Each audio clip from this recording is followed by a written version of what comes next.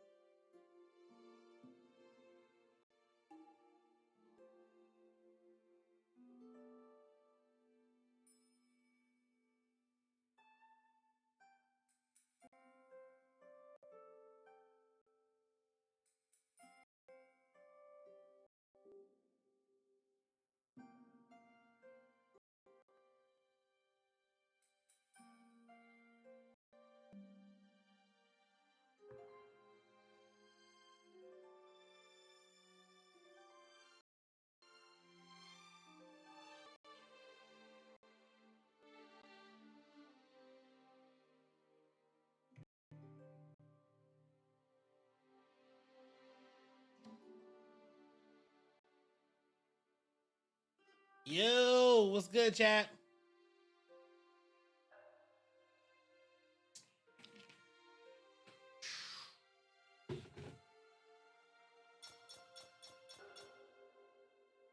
What up, Matt? What up, Mike? What's going on?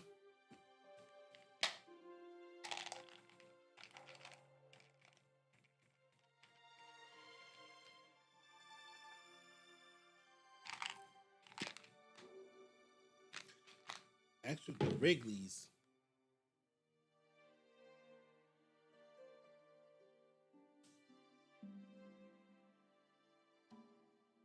Okay. We just completed chapter 5. Golden Child, Crimson Blood.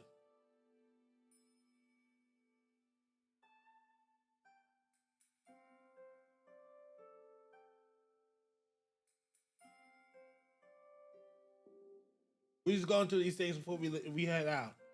As the Bull King collapsed, he cast a glance behind, as if catching a glimpse of his deepest fear.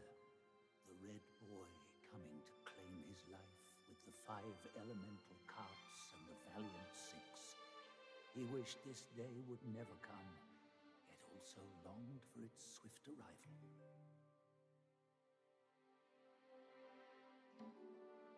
Yeah, I ain't know about this one right here.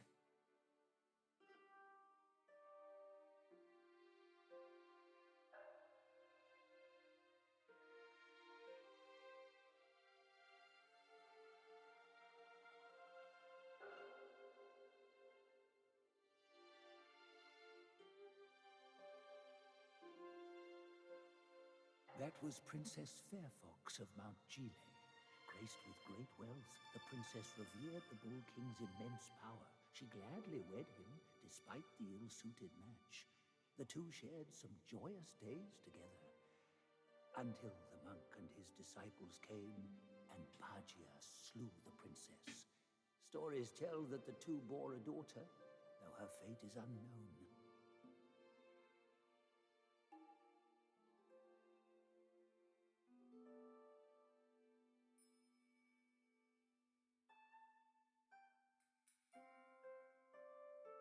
Who are they supposed to be? That's the keeper right there.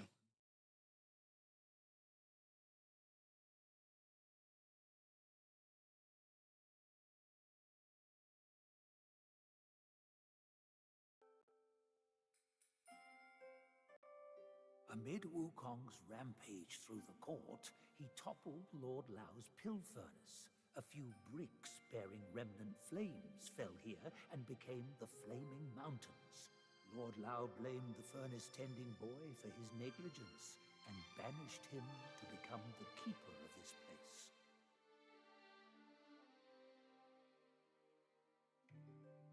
Before the journey, Wukong lived free and easy. He wandered the lands and befriended the mighty. He had 6 sworn brothers, the Bull King among them. Oh, so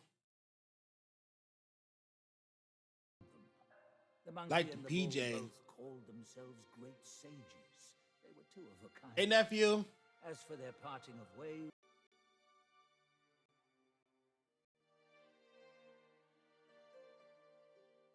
Oh, this ain't a PJ, nephew. This is my shirt. This is my shirt. I just had to throw something on real quick. to subdue the Bull King, the Jade Emperor issued an edict. Nerja, with the incinerating wheels, the Gwai-slaying sword, and the coiling tether, and his father with the sealing pagoda and the revealing glass. Combining their strength, they mustered a host of immortals who fought the Bull King and narrowly defeated him.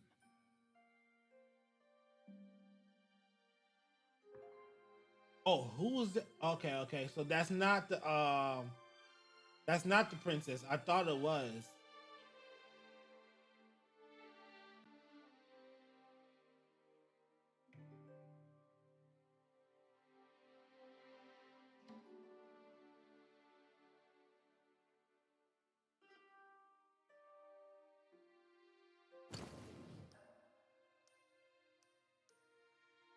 All right, so we got You got the grieved body, strong body, and uncertain destiny. Massively reduces fall damage. Massively reduces the stamina cost of all charge heavy. We can look at that one later.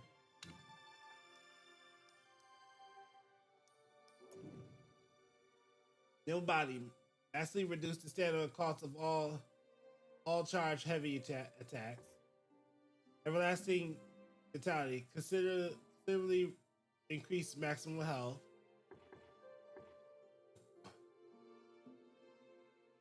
Divine Safeguard. Considerably increase 4 Banes resisted.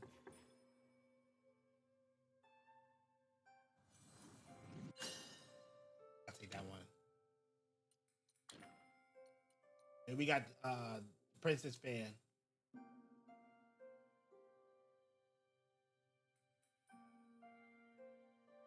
You're welcome. Thank you, Matt. Thank you for the Thank you for the support, man. We got Matt with the support. Thanks, bro. Thank you. Let's go. Let's go. Upon that was slow. That was super slow. I just got the reaction. I just got the alert. Upon activation, creates a hurricane that lifts the enemy airborne. Highly effective against specific enemies. This fan of ours, graced with boundless versatility, quenches even the fiercest flames that stretches across 80,000 miles with but a single sweep. So this one creates hurricanes for real.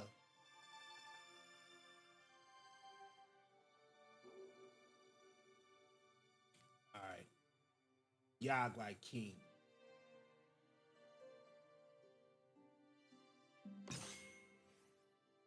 Red boy. On his red skin, talent may shine. Eyes glaring bright, a mischievous sign. Samadhi fire forged, yet heart unrefined.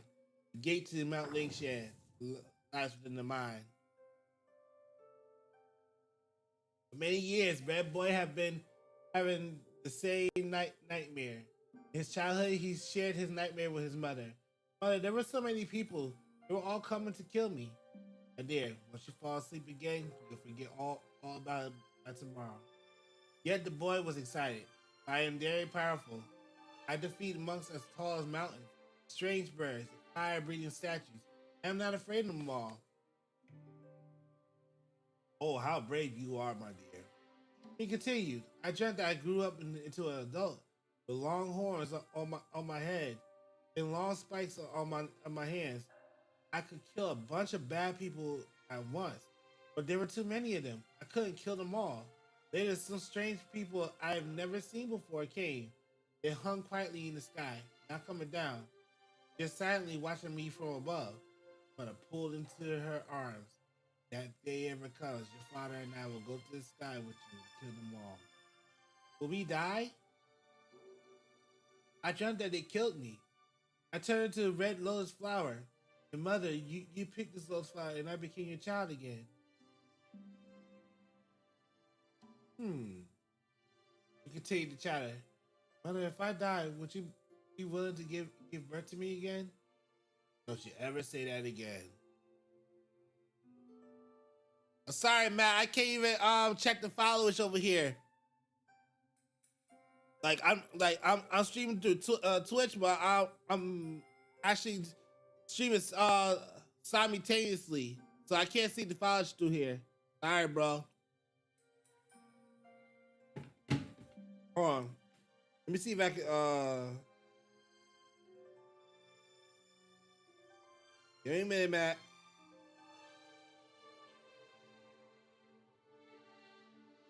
Y'all about to see my boy's followers right here.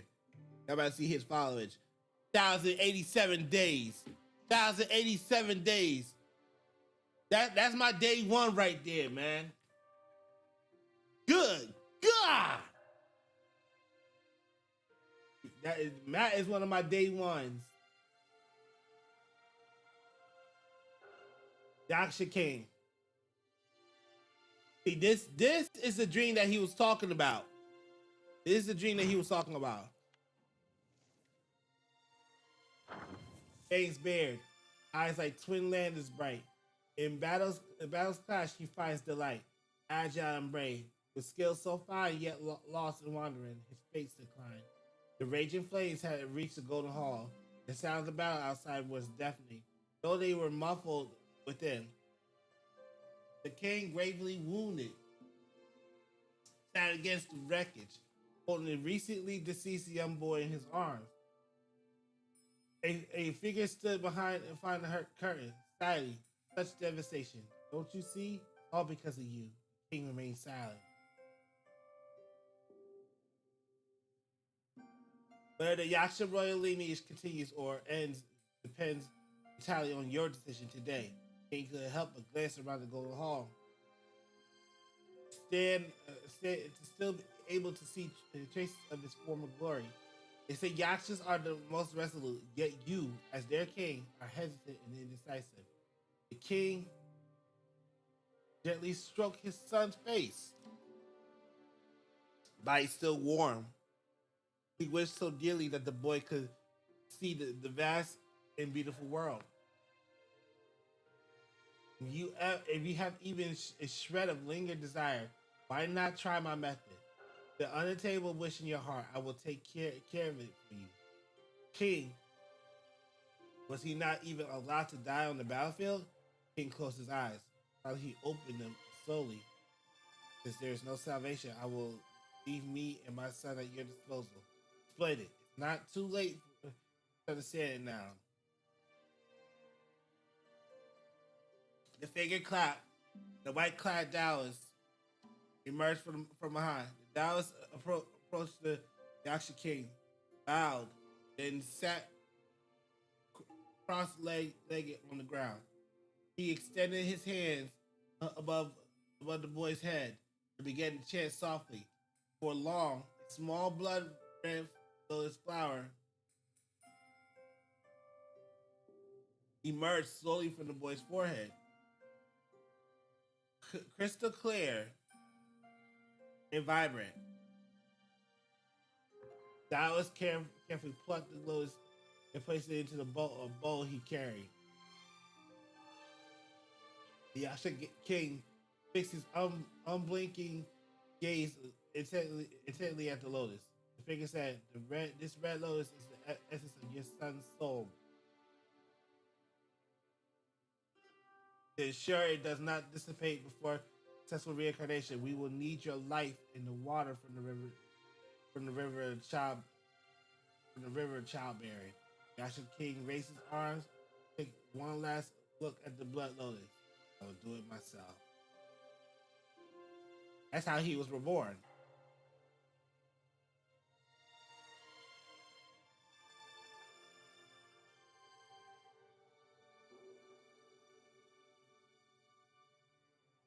Ping Ping. Born to the fate of trials and woes, appease the ebbs and flows of those. Better to live in nature's embrace, freely to wander, freely to repose. After delivering her homework to her mother, Ping Ping went to the height of Ember.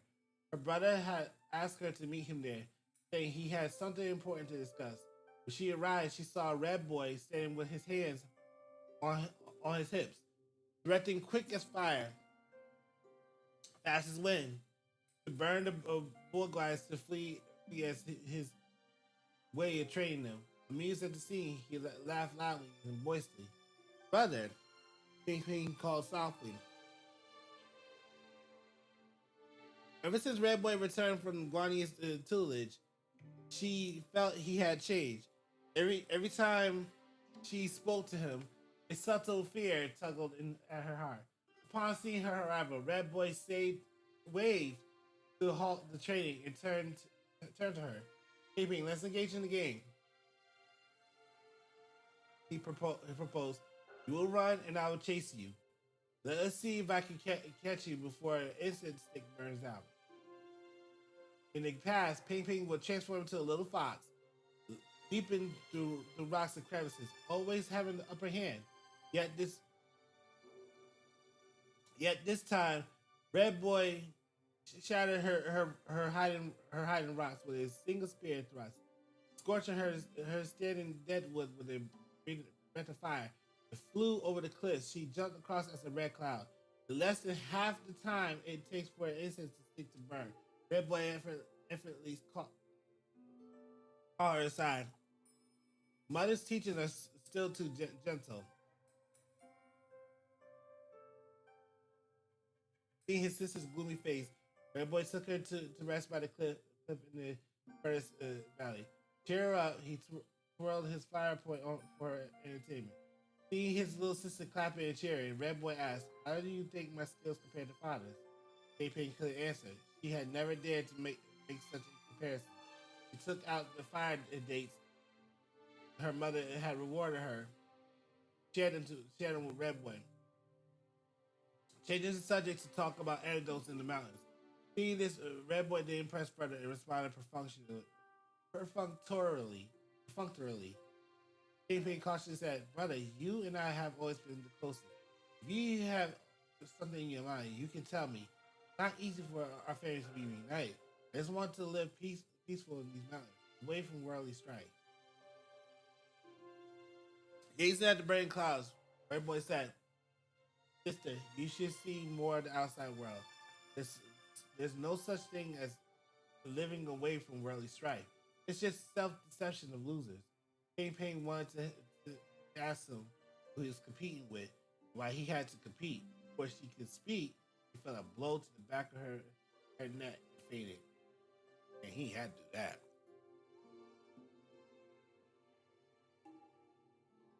Chassis. From dawn to dusk, toils bitter strain. Day and night, home burdens remain. Destiny shows no mercy. Merciful she became. Why is her household light hard sustained?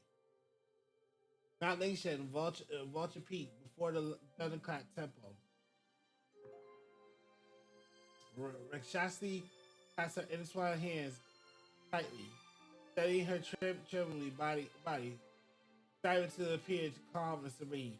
She had traveled to many places on this journey. The domains of the Yaguai kings she befriended in the mortal realm. The bowls of the gods she met in the celestial realm. The immortal islands on the sea, even the underworld. She had visited them all. She also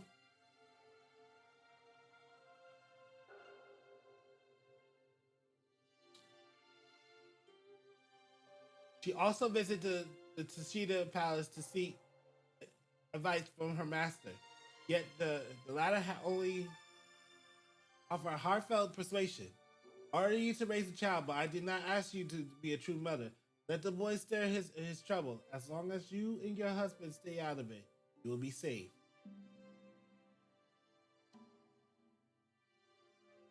Her master's words left her in despair. She knew that no protection would the Flame Mountains receive. This was their destiny ordained. But she knew her son all too well, reckless and wild, vengeful and unforgiving. After all the suffering he had endured over the years, unless he could vent his anger, the only way to resolve the siege of the Flame Mountains would be to break his spine. Thus, she came here for revenge, not to exact it. She had no idea.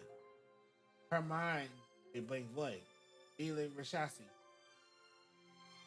The master summons you inside. Ananda stood at the temple door, his voice as gentle as ever. So her masters in them are Yaksha demons? She straightened her back, gripping the plantain fan tightly in her hand, and hoarsely replied, "Thank you, Venerable." As she walked into the hall, played by the 8 great Vajras and 500 arhats, she seemed to hear faint laughter, but all she saw in her peripheral vision was solemnly and dignified figures. Reaching the base of the lotus throne, she knelt with her head high, clutching the fan tight Shasti, what brings you here to seek an audience with me? She remained silent, gripping the fan with all her might, ready to unleash his divine wind at any moment. The hall was deathly quiet.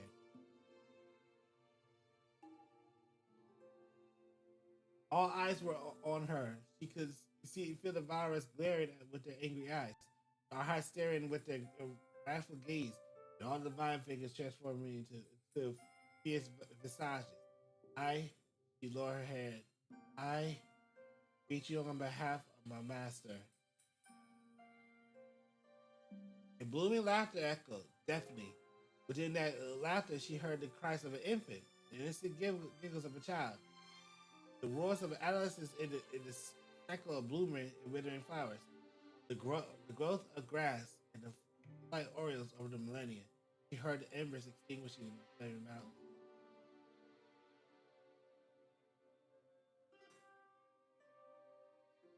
The Bull King, renowned as the mighty king, his life was far from plain. His spirit spanned three realms. His fame touched four domains.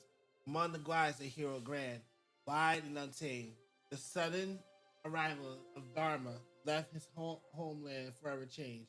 With Shadow as companion, the true enlightenment within him land. In days of yore, the Bull King converted to Buddhism, and within a century completed his practice and returned to the Flame Mountains.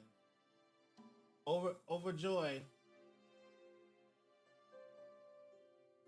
Rikshasi and Ping Ping loudly celebrated his return and hosted a banquet in his honor.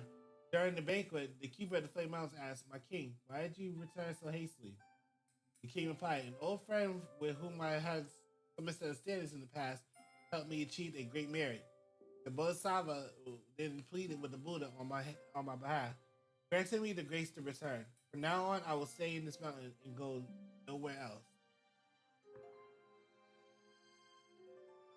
That day on, Bull King's temperament changed drastically. His former wild and unrestrained nature was no longer seen. He declined all invitations, ceased his travels, and instead stayed in the Flame Mountains, helping Rashasti with household affairs and training the Bull soldiers, living a very peaceful life.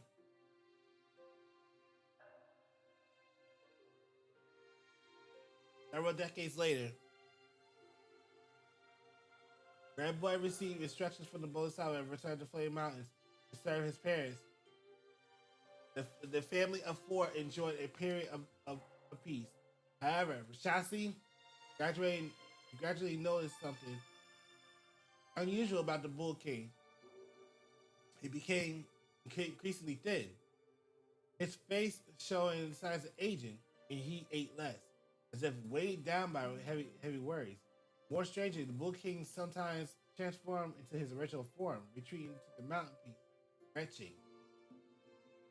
The Fury Celestial Maidens, Sir Rashasti said, "The king might be suffering from a rare bovine illness."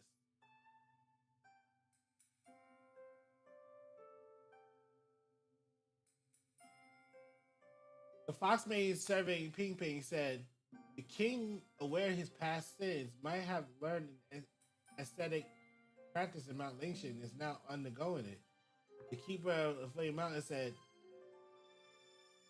"The king's mind is trapped in the past intertwined with his old friend, unable to break free. Those past events have become an invincible shackles from which he never escaped." Yeah.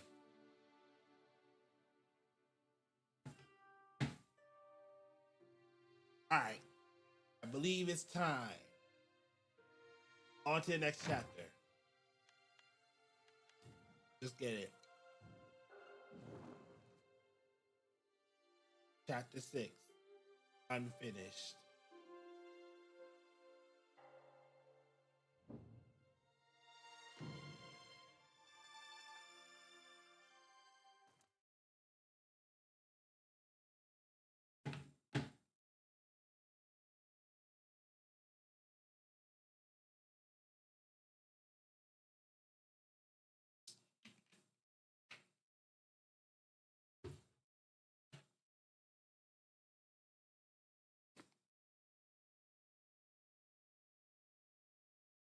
Oh, we back in the mountains.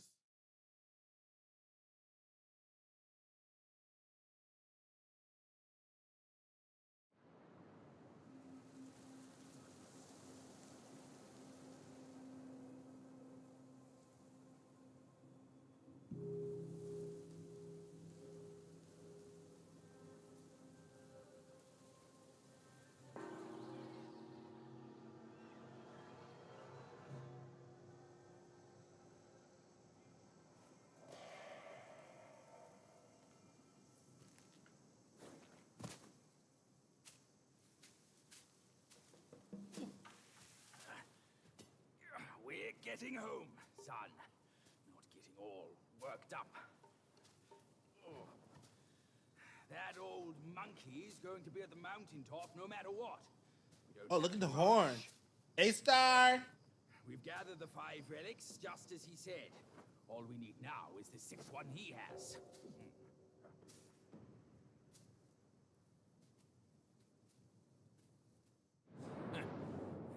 Curse these wretches.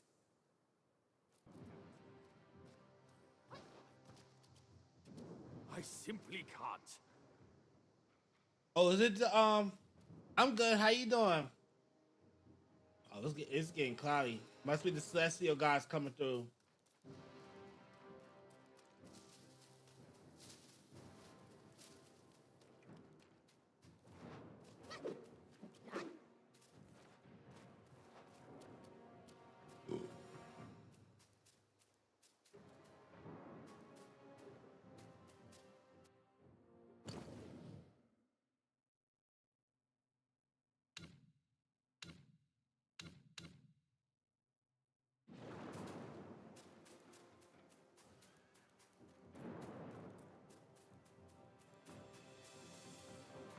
Who coming after me? The gods? Yup, it sure is. Let's get it.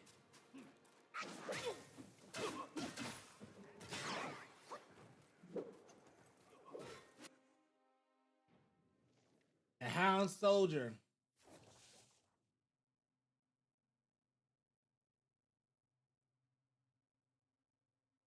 I'm good. I'm waiting on my dinner to get done. It was like 7 o'clock over there. Yeah. I keep forgetting. Okay. Hound soldier. Bright helm with shining armor paired. Golden spear with carvings flared. With the universe mystic power grand. All is cleansed in the sacred land. Story continues with the soul that escaped the underworld. Now ascending to the upper realm, filled with excitement, he followed the celestial captain through allies and corridors, eventually arriving at the armory. The captain said, "These are the true by armors, unmatched in the mortal world." He then selected a set and handed it to the soul. They proceeded to the side hall, but instead of entering the main hall, they went to the side chamber where a minor official handed them a contract, instructed the soul to sign and seal it. The minor official indifferently warned, by signing this contract, you agree to serve in the celestial court forever, with no chance of reincarnation.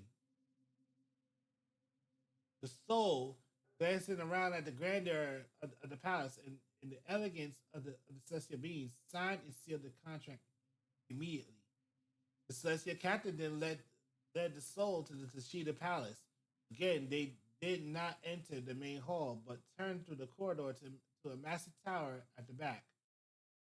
Thick black smoke billowed from the top. Oh, they're being set up. I'm making roast and potatoes and corn on the cob.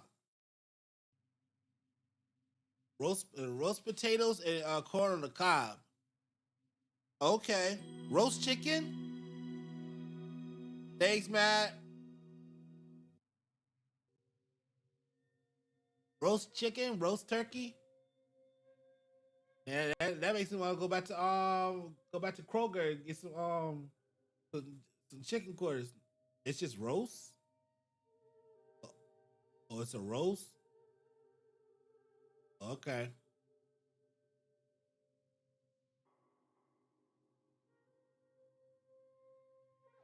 Yeah, they're being set up, y'all. That's tied at the back. The big black smoke billowed from the top, and, and many soldiers were waiting outside, holding armor, ready to enter.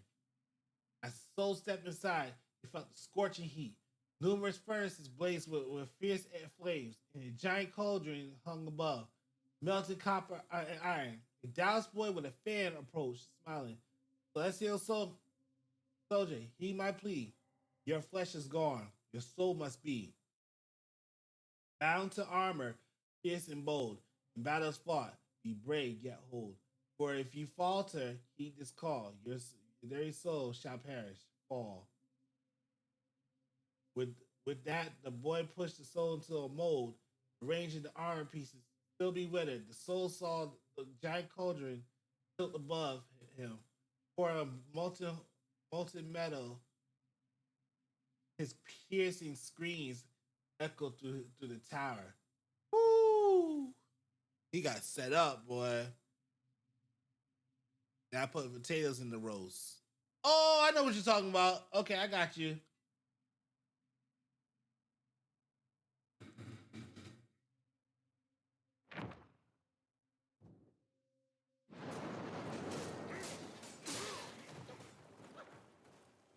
Fight 923!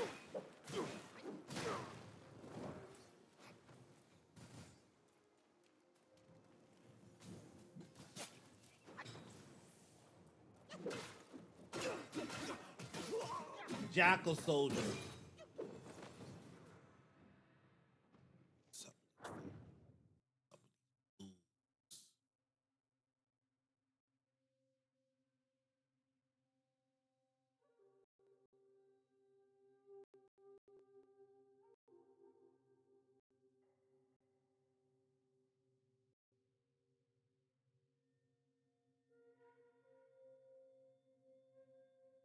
Jack, the mighty general, like thunderclouds, descends with lightning to the mortal crowds. In battles fierce, both sides contend. Life was hard, and hardships transcend. The newly forged soul, having barely accustomed to his armors yet, heard that the Jade Emperor, in his fury, had dispatched 100,000 celestial soldiers to descend to subdue Yalvais. Fearing that he was not skilled with his weapon, the celestial captain gave him an iron bow, instructing him to stay at the rear and shoot arrows. Descending to the mortal realm with the others, he saw banners flying and weapons gleaming.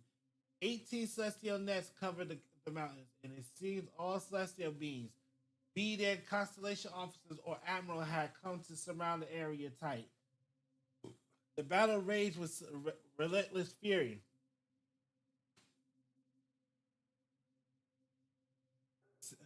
Sand and stones whirling through the air. The sky and earth darkened as dust and debris filled the earth and filled the universe. The newly recruited celestial soldier had barely fought when the powerful force stunned him. When he awoke, he found himself in front of a tower behind the Tashida Palace corridor. The two Dallas boys were carrying him inside.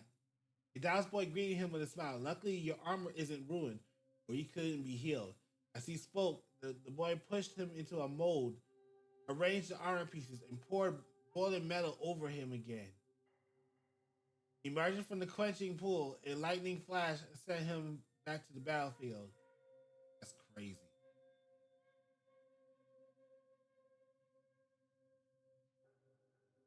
Dazed and still in pain, the new soldier stood on the battlefield, unsure of which celestial deity had struck him again with a golden wave, and he found himself once more in front of the Sheeta Palace Tower. God damn.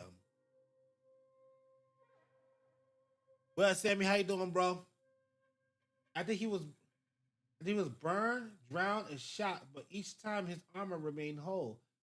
Hence, he was reforged and sent back to the battlefield again. Unbearable. He grabbed the weapon from the ground, finally resolving that he could not suffer alone.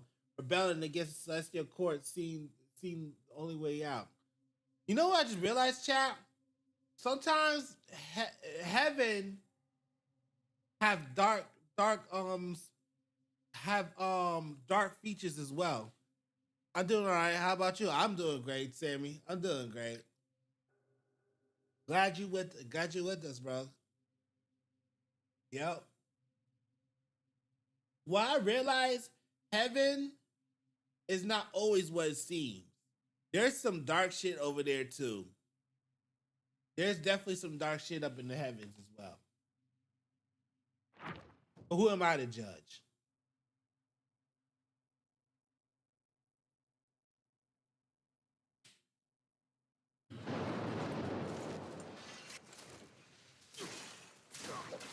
I got you, Baji. Fuck, it's easy.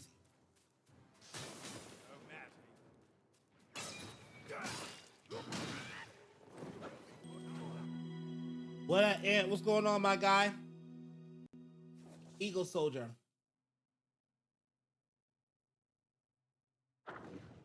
Immortals, all shrouded in haze. Trials they must pass through life's winding maze.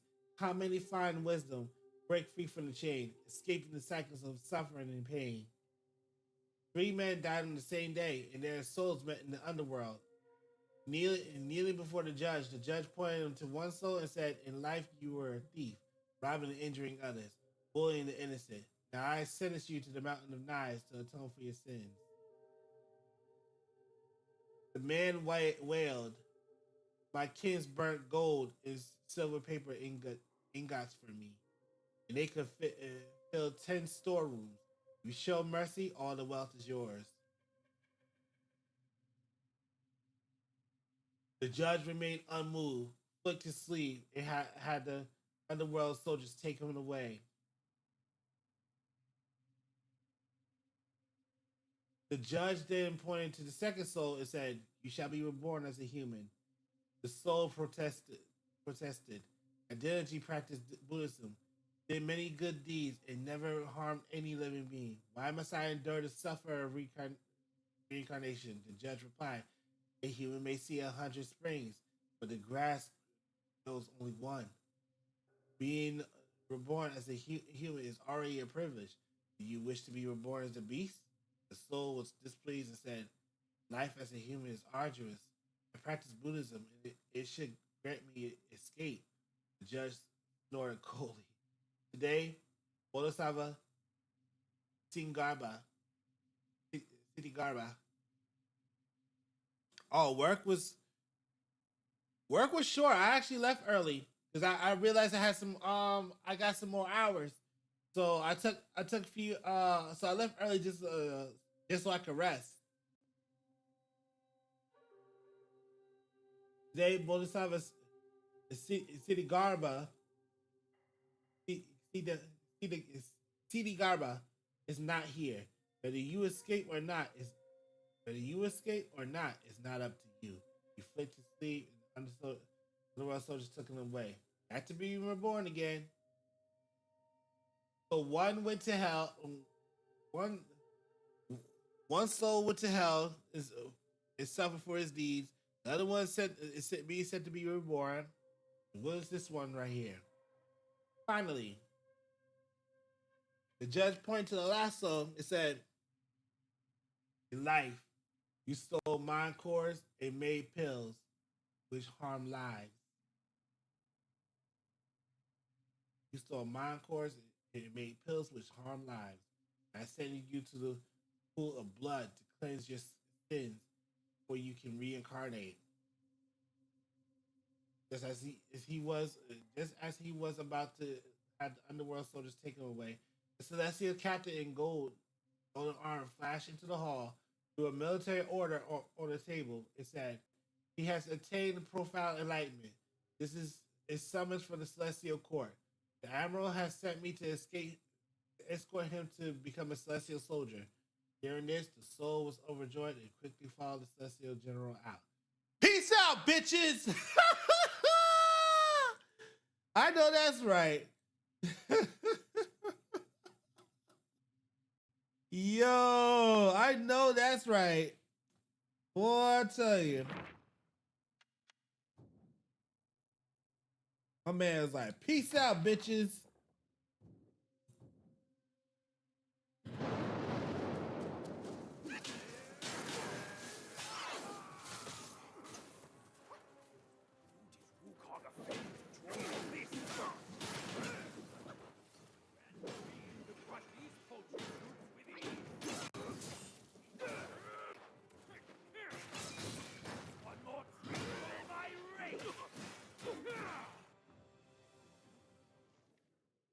He didn't know what Wukong did? Well, that's crazy. Captain at the court. Immortal rights bestow eternal life. A body forged in steel. Free from strife. Those sorrow lingers, pain remains. In cycle of rebirth, truth regains. Looks like his eyes got taken out. Continuing from the previous story, the soul had been a celestial soldier for 4,000 years. It had risen through the ranks to become a captain at the court. Despite his promotion, he felt lost and uncertain. In life, he had not attained enlightenment, and as a celestial soldier, the highest rank he could achieve was that of a captain. Many former celestial captains, in an attempt to change their fate, had fled to the mortal realm, only to be hunted down and killed, their souls dissipating, with no chance of reincarnation. So many former celestial captains, in an attempt to change their fate, had fled to the mortal realm, and they got hunted down, and killed. This time, upon hearing of upheaval at Mount Huaguo, the celestial court dispatched celestial soldiers to the mortal realm, missing one head count. The celestial captain received orders to select a soul from the underworld. He approached the judge and saw 3 kneeling souls. Oh, that was him that called him. He chose the one who had practiced thousands and brought him out of the underworld. The soul, seeing the celestial captain's gleaming armor, cold edge of his blade, and intricately carved shield of solid iron, was excited. The celestial captain paused and asked something he wasn't supposed to. If you come with me today, you'll have no chance. You come with me today. He wasn't supposed to say that. If you come with me today, you will have no chance of reincarnation. As a deity, the highest rank you can achieve is my position. You still willing to go? So replied, yes, I am willing. I don't know if there will be any other opportunities in reincarnation. I might go through countless cycles of rebirth, going to suffer even more. Knowing that the soul would not change his mind, the celestial captain had to take him to the upper realm. He warned him.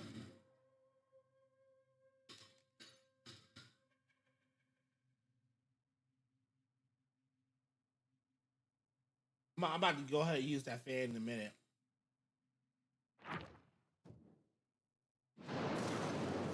Oh, look at that. Welcome to Guessman AC So Gaming, man. Don't forget to click that follow button for your boy. Let's get it rocking, y'all.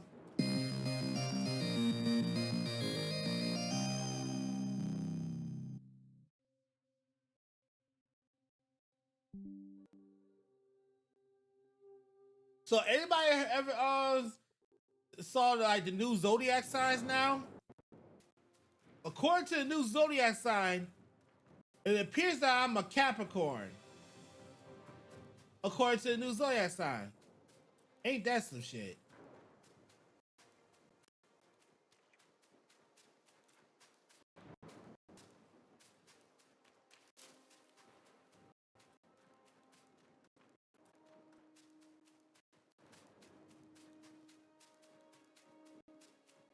Wait, wasn't that just up here?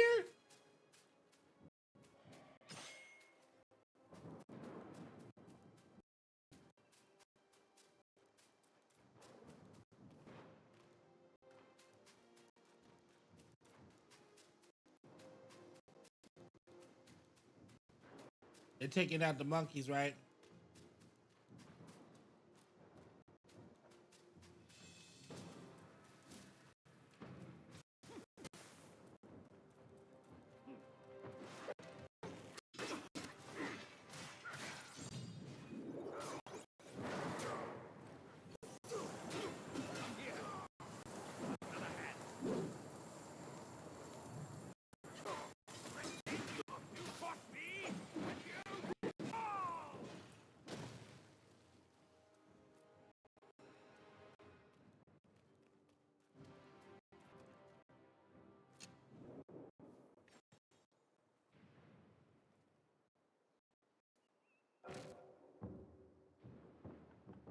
Huh.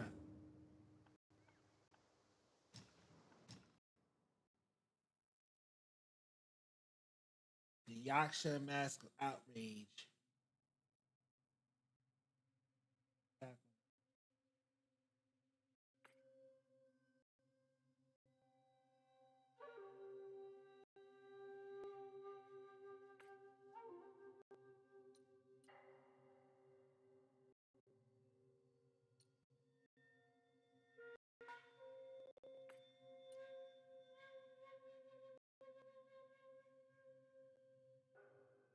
Yeah, I don't know about these.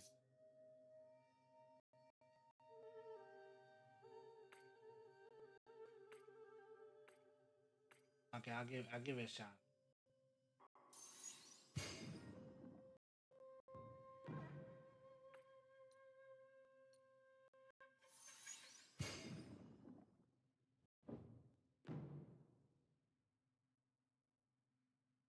Sleeping Gale, Journey Gale.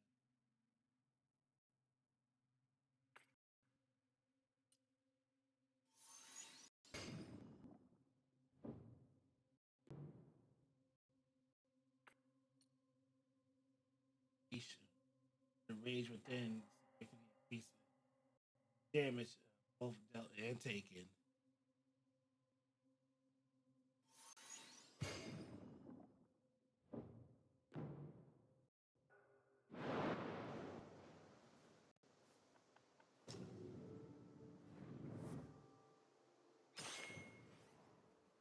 Oh,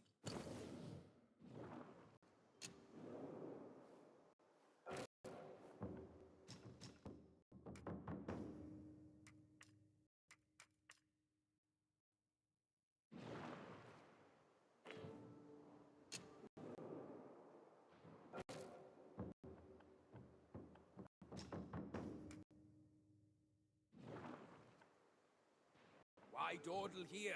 Move along, quick!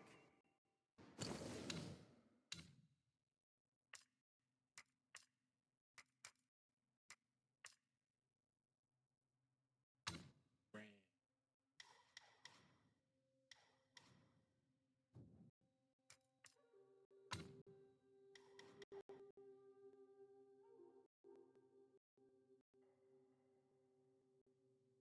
The Arjun no longer interrupts.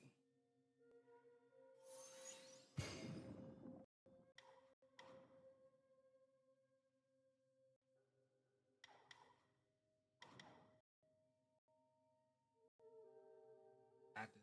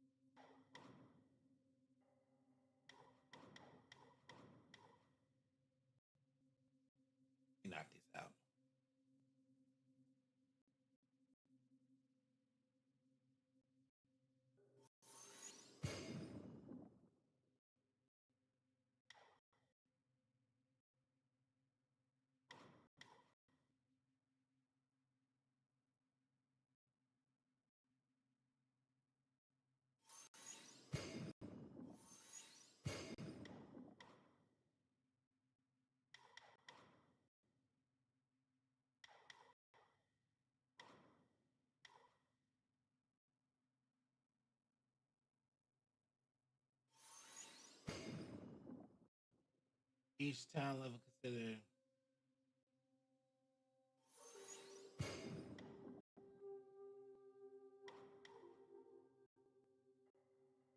Grants a considerable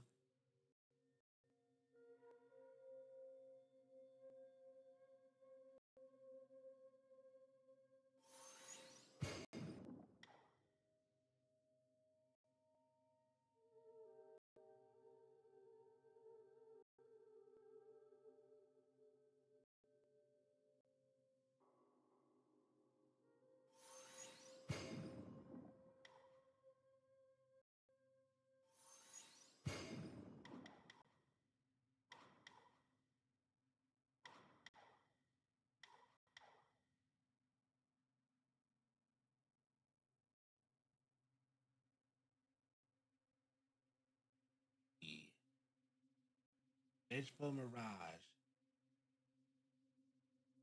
Oh, that acts like a cloud. It acts like a cloud step. Perfect dodge leaves an illusion in your wake, which explodes instantly, dealing damage to nearby enemies.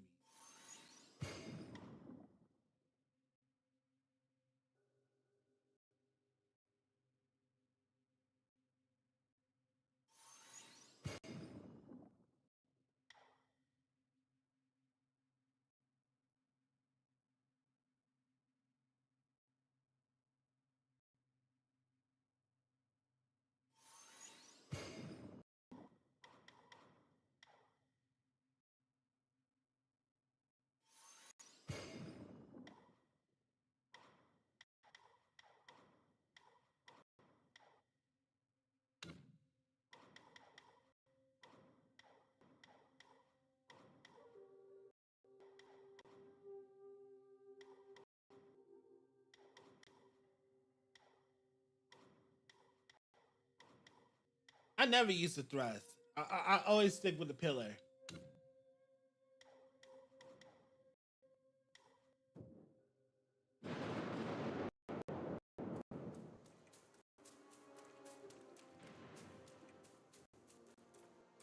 Guess they don't. That protection doesn't work.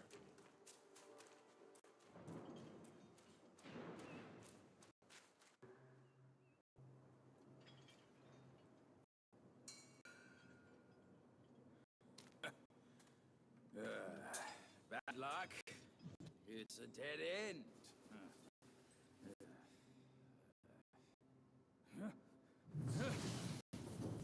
You nasty slanderer! I let you be, and now you have the gall to show up. If you come at now, this day will be your last. Oh, he was there before. Pre-inspector.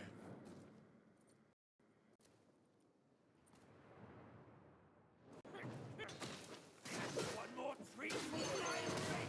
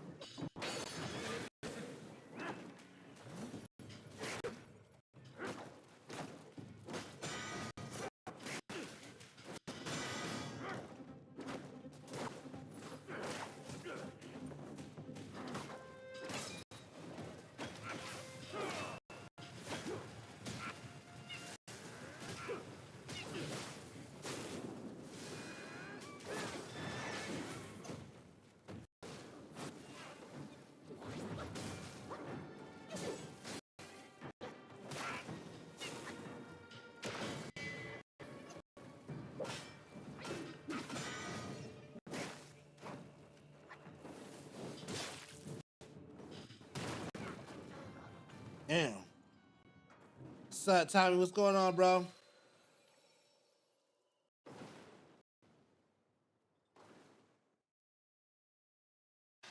Oh, now. We dealt with this dude before. Yeah, I'm doing great. How you? He actually spared us last time.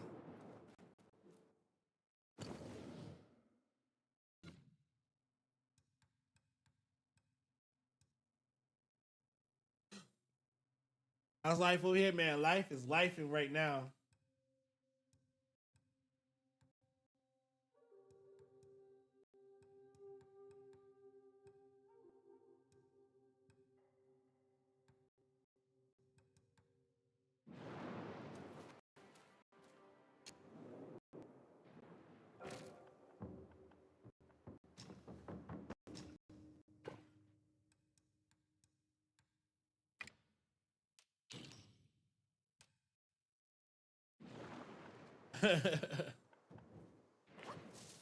Yeah, that's what's been going on lately, bro.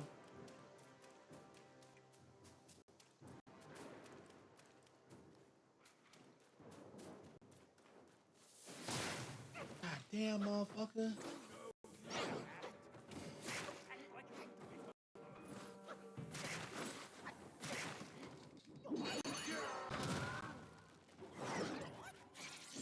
They should have treated their guests.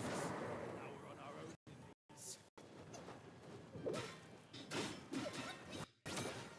Not too quick with that.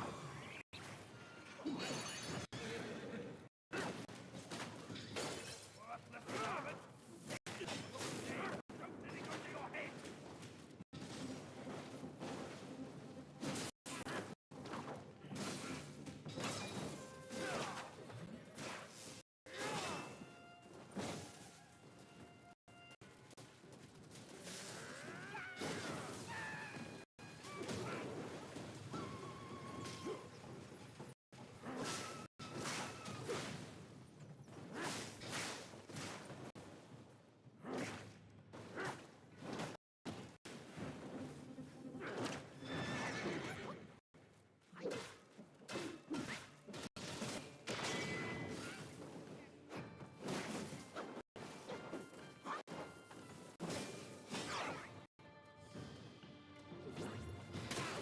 God damn it.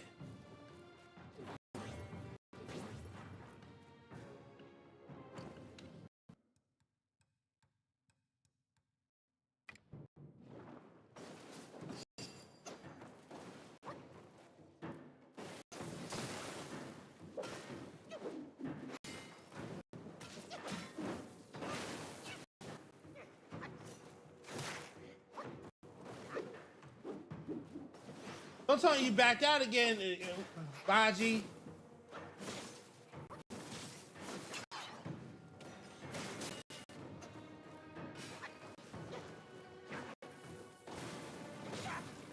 I dodged that jump. Dodged that jump. What the hell?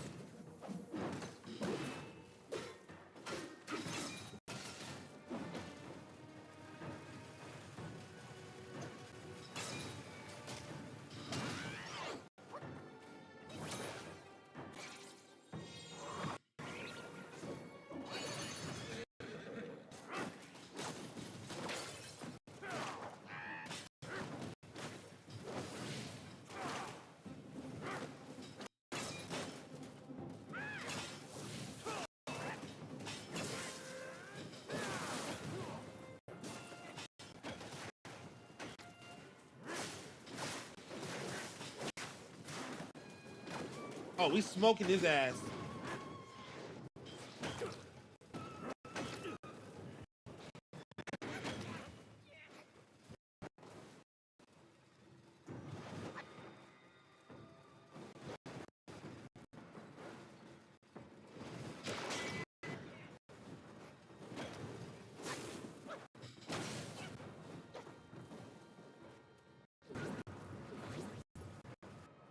What is that, burn?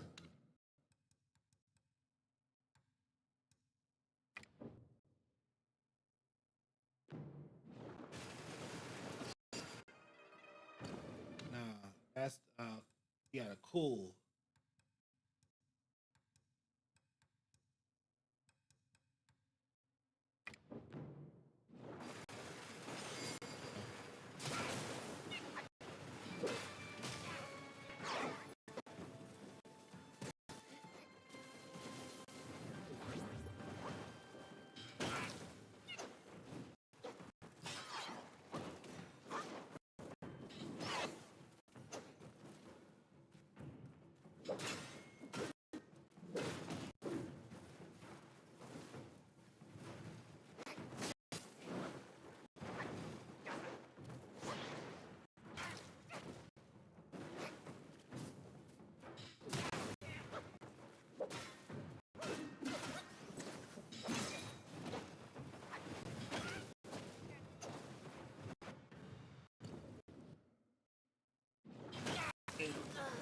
I knew that was.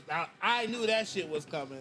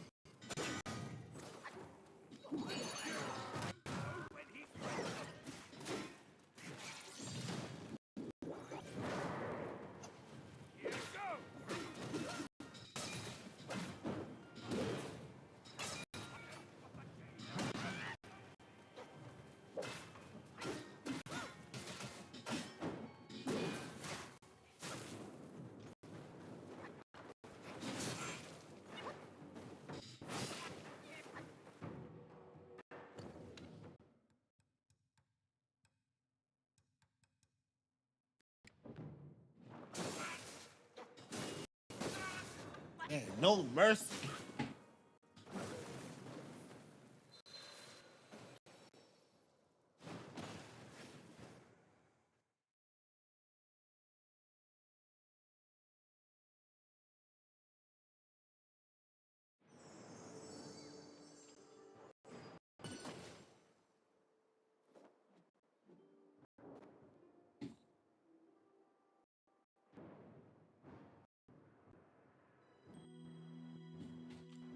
Hey, Phoenix, what's up, bro? Yo.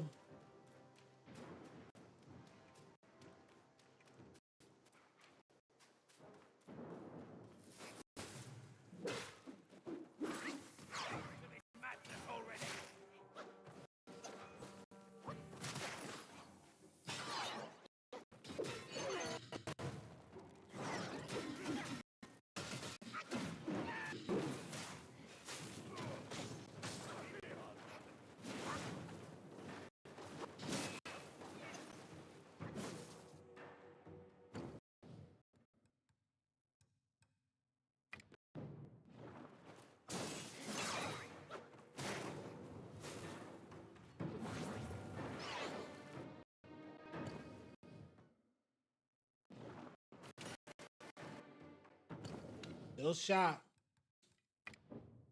Still shot, G. No digital underground.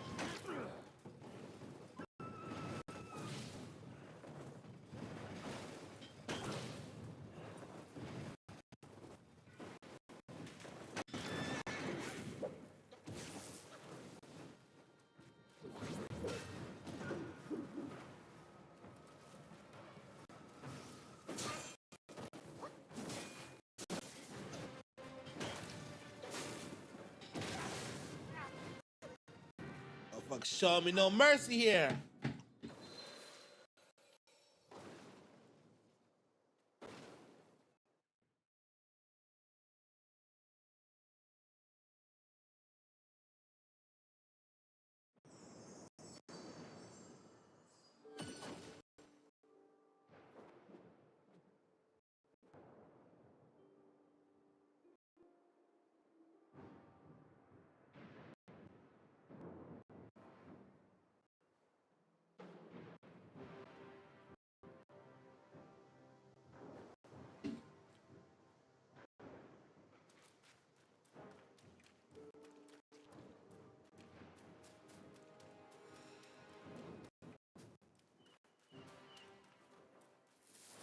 Come on!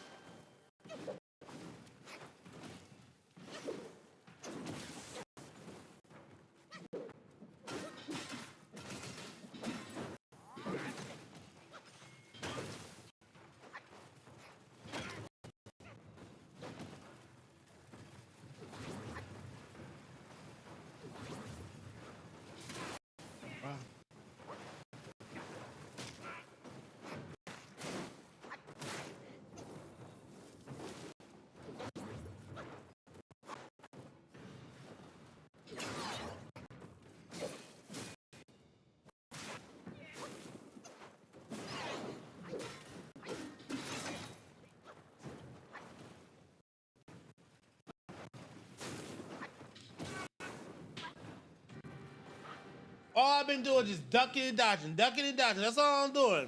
That's all I'm doing, chat.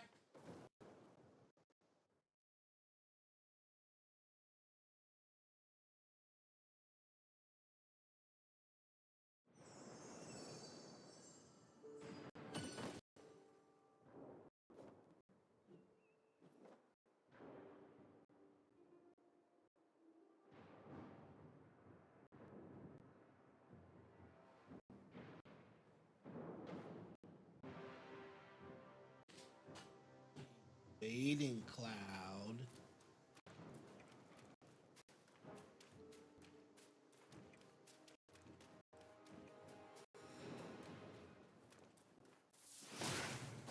Damn it, G.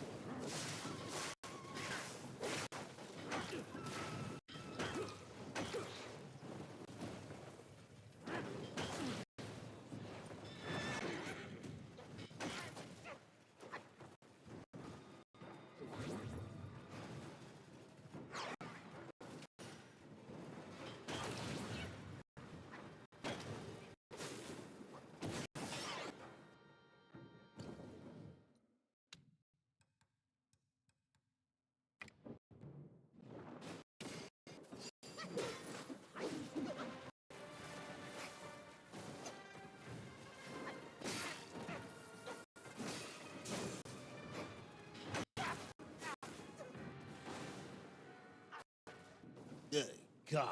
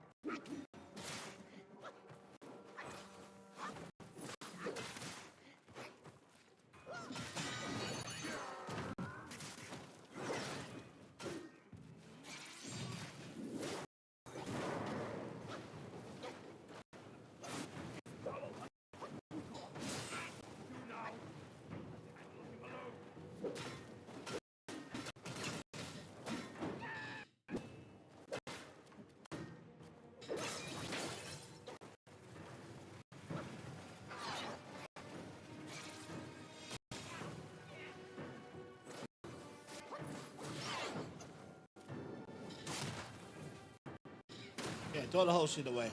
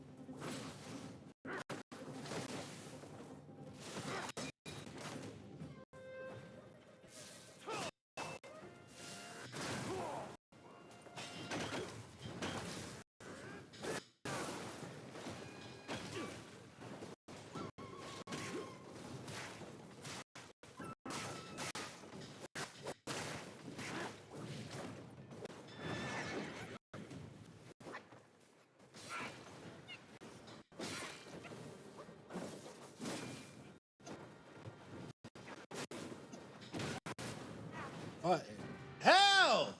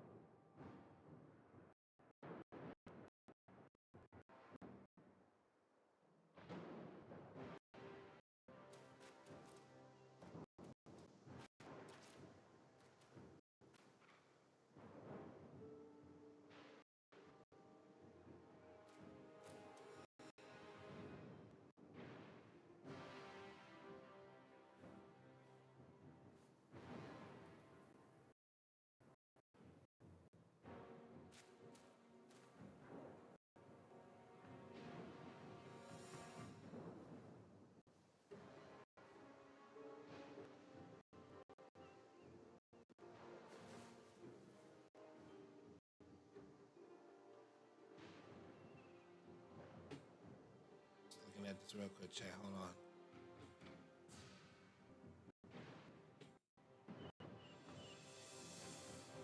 All right, boom, let's go.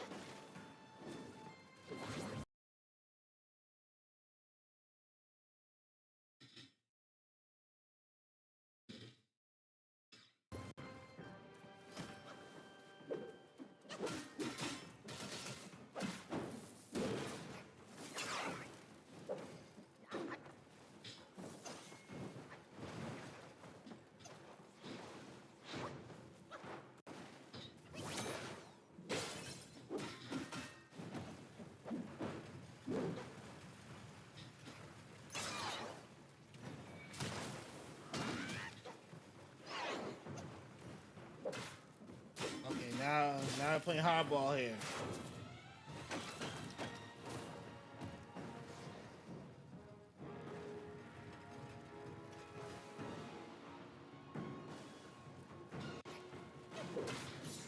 We're playing hardball now.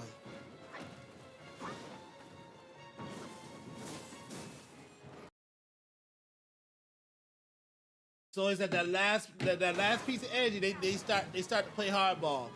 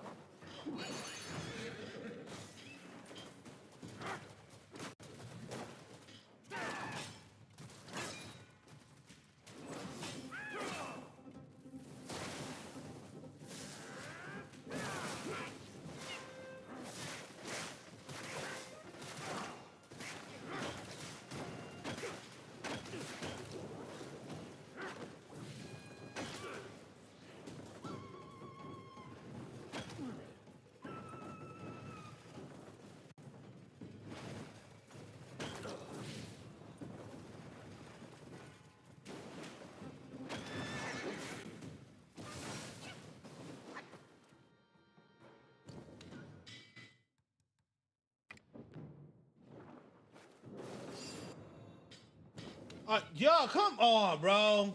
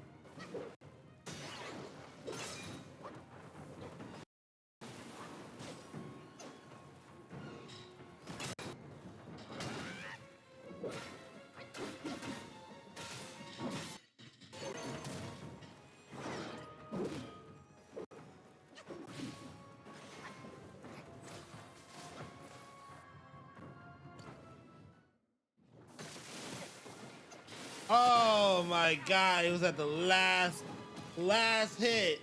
The last hit, yo.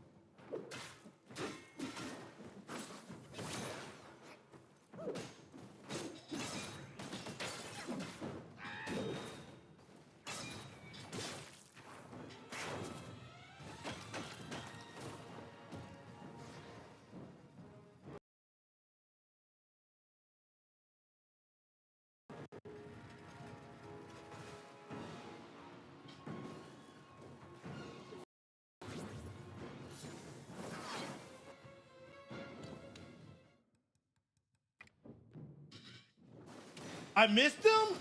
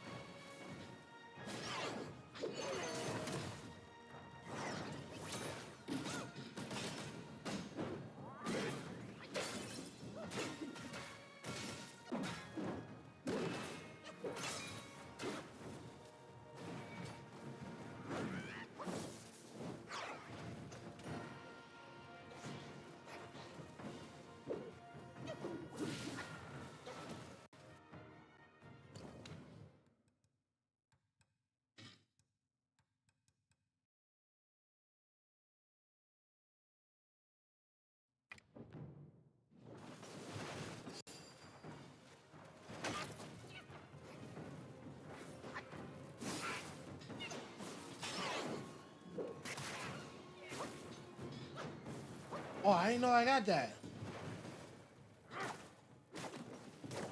Take that! Take that! Take that, goddammit! Take that!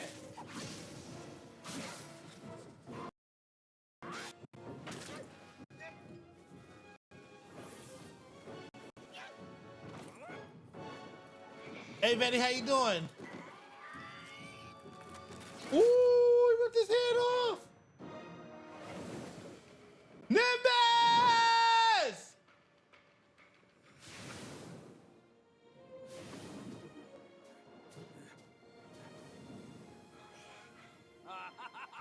Fortune's gift it is. It's Wukong's somersault cloud. I was wringing my brain how to fetch you, but this you aren't already on it. It must have been hidden here amongst the mist until it sensed the relics on you. Thanks to them, it recalled its master and saved your skin. Now that it answers to your call, why not make good use of it? Your mortal body is too heavy for me in my wind form.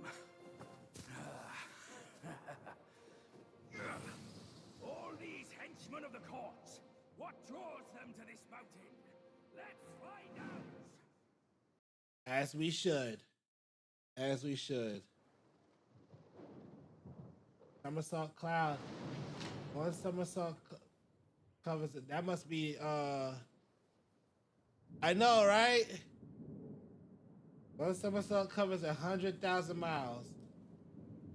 Appreciate y'all rocking with your boy, man. Don't forget to click that like and share. Let's at least click that follow button for your boy. Let's go. Somersault Cloud, aka the Flying Nimbus. Oh, speaking of that, I might as well just go ahead and get that Dragon Ball that's about to come out this week. After this game, after we finish this game, we're gonna go ahead and jump on that Dragon Ball shit. After all, Dragon Ball Dig actually was inspired by this game as well. I mean, not the game, by this story. The whole Dragon Ball shit was actually came from the story right here. I'm doing pretty well. That's good. That's good. All right. Somersault Cloud. Sensing the aura of the great sage, the Somersault Cloud is not willing to heed the call of the Destined One. However, despite its ability for extensive travel, it can only be used within the territory of Mount Huago. So Mount Huago must be be an open world.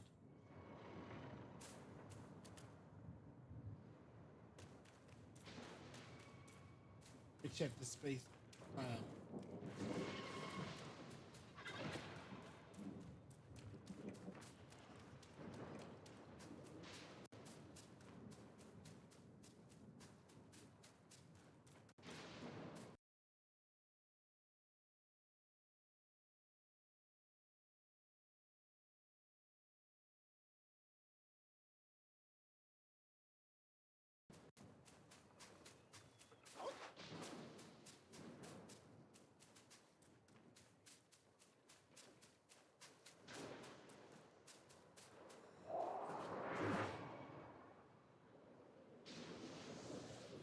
Crazy.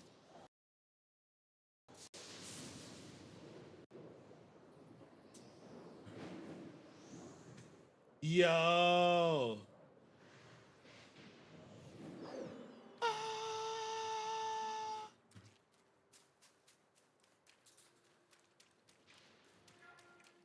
Yo. Do you play Dragon as well? Dragon Ball? I haven't played Dragon Ball in a long time.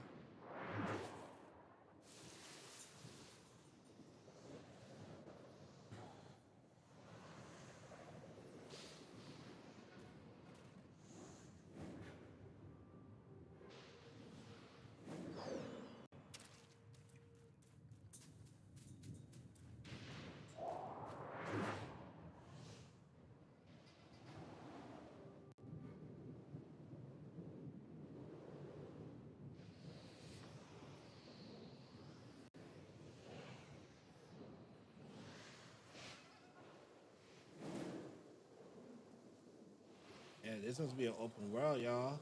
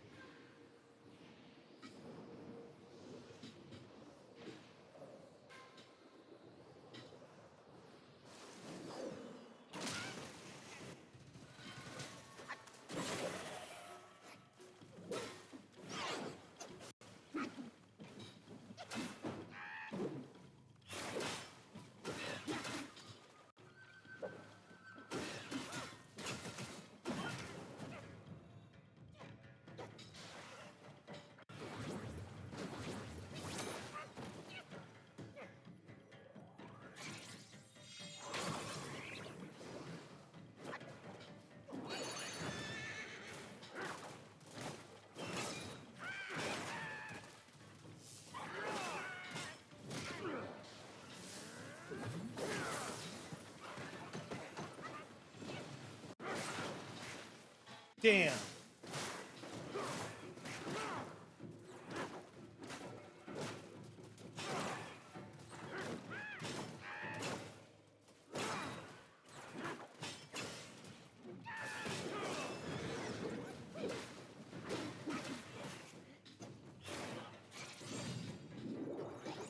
You ain't even stand a chance. You ain't stand a chance.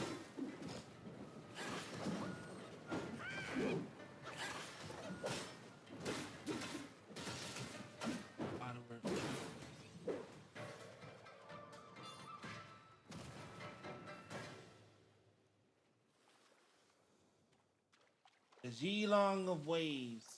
Green claws like steel, a crimson maw. Red turns rain and wind with awe. Leaping waves, white crests arise. In the tides, life fate lies. Life's fate lies. Ancient texts record that the Jiao is a divine creature of the waters, capable of commanding fish to fly. When in water, it retains its divine nature. When out of water, it loses divinity. In the village of Chen, there was a fisherman who, upon hearing Sun Wukong's tale of dismantling the Lingyan temple, learning of a Jiao that could command the fish in the river, inspired the fisherman wished to acquire the Jiao skill, hoping to make the fish leap into his nets, thus saving everyone much labor. One day, while out fishing, dark clouds gathered in the sky. Soon, a fierce storm erupted, unleashing a territorial rain and violent waves. His fishing boat was overturned by the waves, disappearing without a trace in the blink of an eye.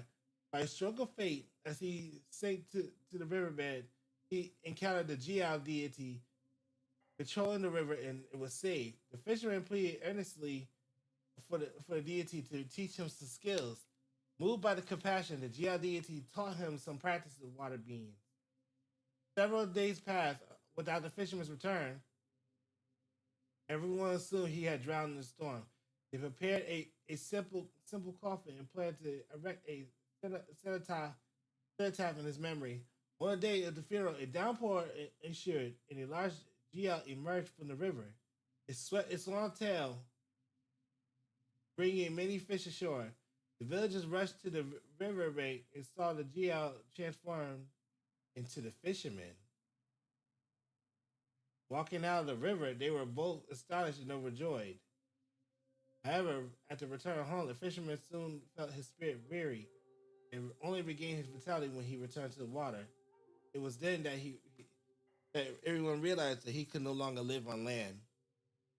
Indeed, a few days later, the fisherman leaped into the waves and disappeared in the water, never to be seen again.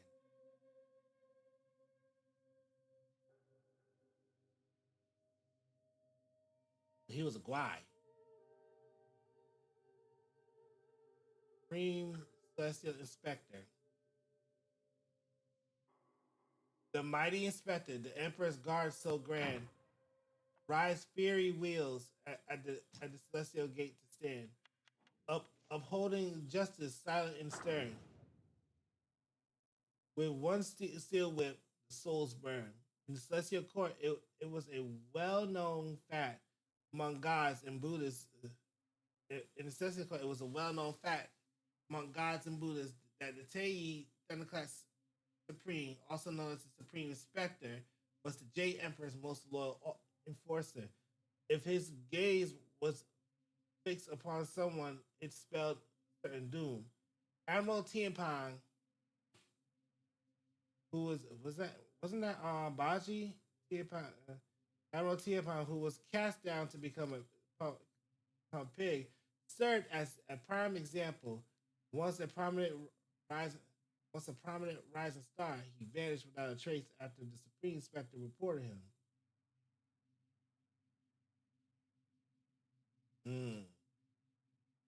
Initially, the Supreme Inspector did not have his current peculiar appearance. Though not as handsome as Tianpang, he was at least presentable. Later, the Jade Emperor, in appreciation of the inspector's impartial enforcement of his decrees, transformed the inspector's head into the shape of his right hand, symbolizing that when the inspector was present, it is as if the Jade Emperor himself was there. When deities encountered the inspector, they, respectfully greeted him and then quickly distanced themselves. They dared not engage in any high spirit discussion in his presence, fearing that any mistake might be caught and reported.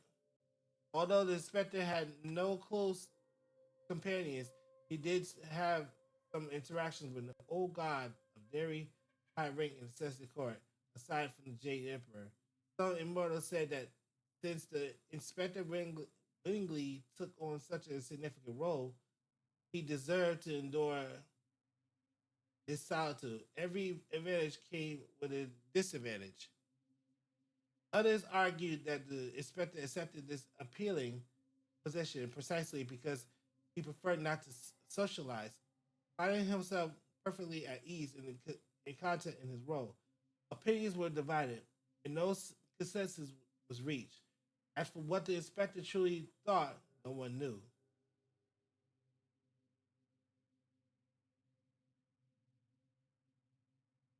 Ascension powder. An ancient tattered page records the formula of the ascension powder.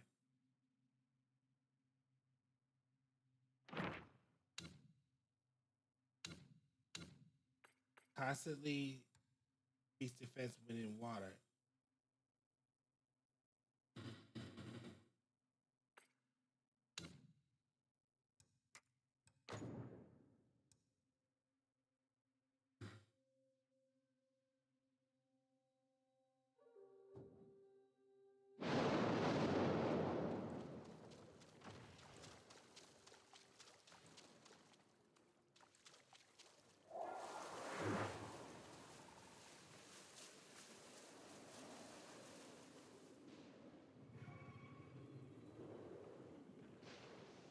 And I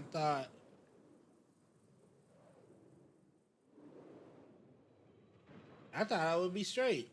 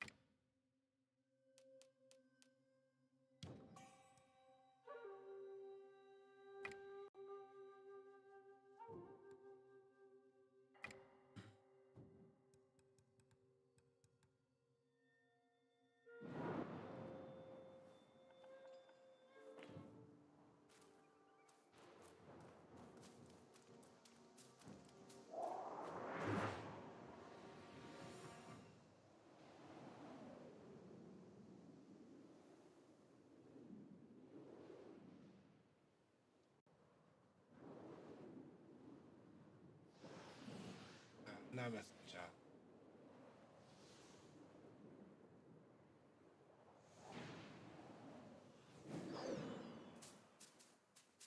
Don't know what you gonna find around here. What battle?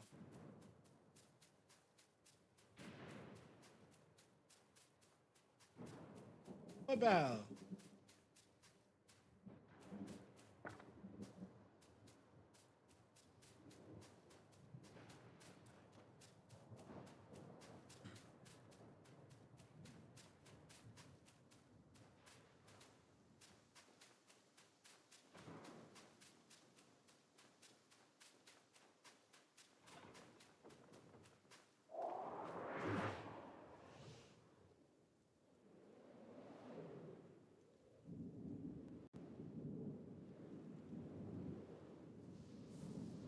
Anything over here? I heard something.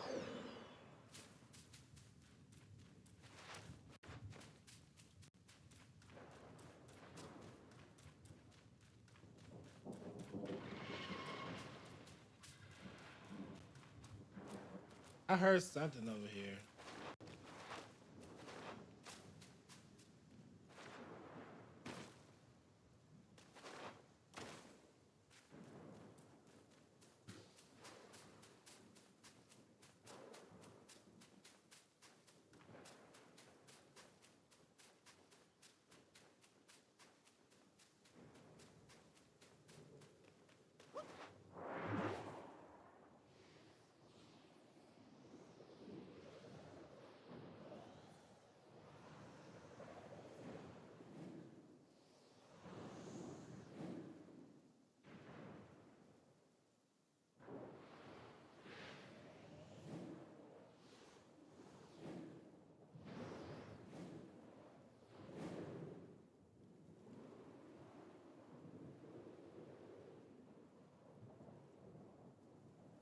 What was that?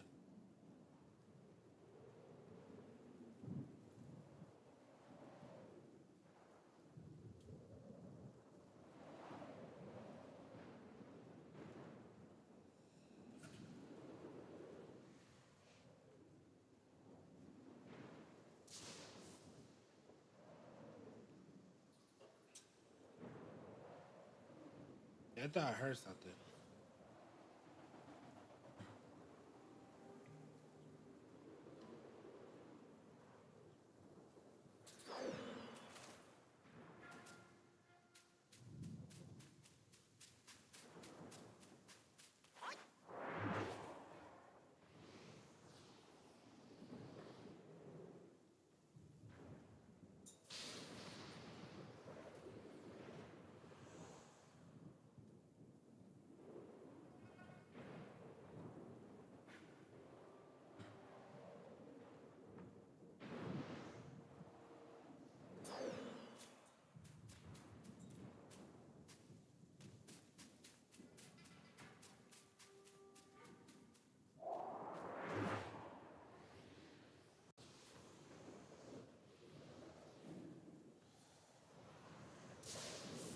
I'm checking everything, chat.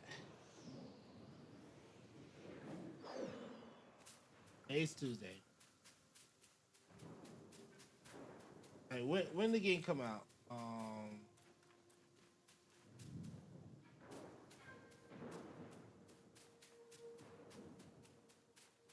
It has to come out to like the 11th, so it's Tuesday, Friday. Cause out on Friday.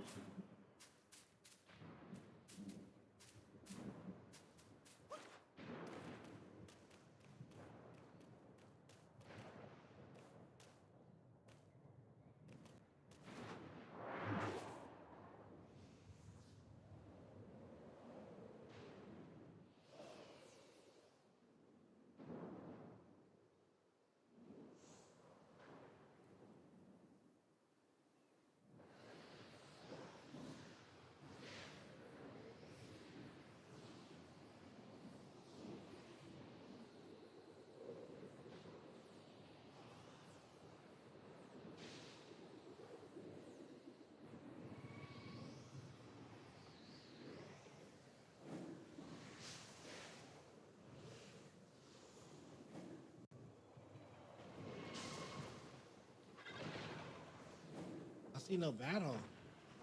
Everything's open. Right. Follow the light. Follow the lightning.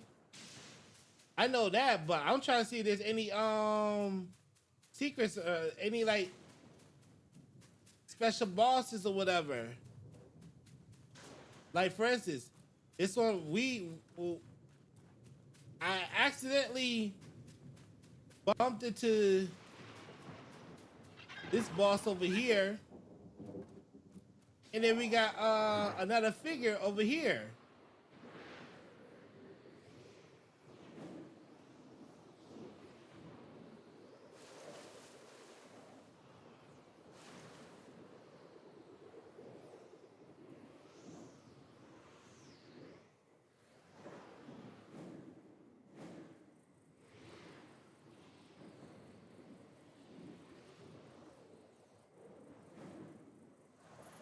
All right, let me go to this. Who's that stone? Who's that supposed to be? Right over there. And I'm gonna go follow the light. Right after this dude, I'm gonna go follow the light.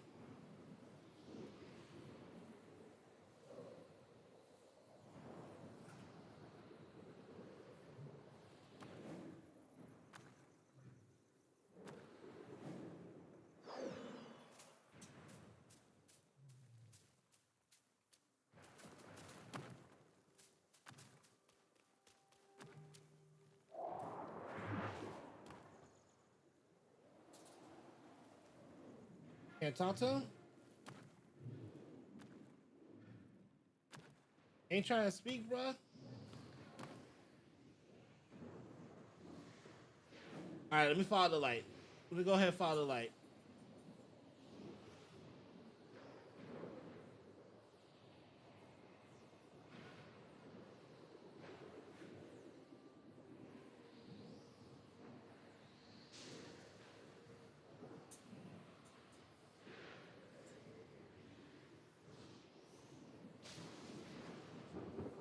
Lightning, excuse me. Whoa, whoa, whoa, whoa. What's this?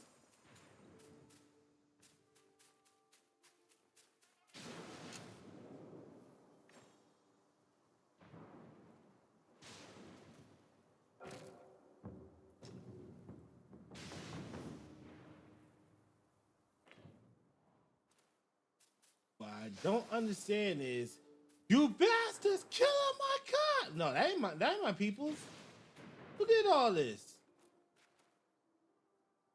Baja, you did all this, bro? What the hell? It's definitely my peoples. Something happened.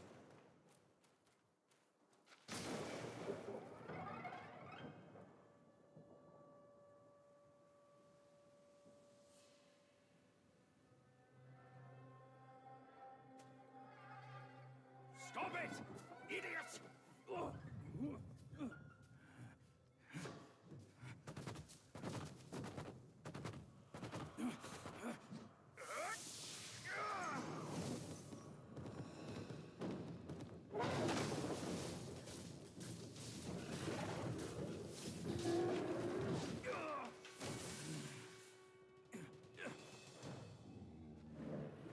Gold armored rhino.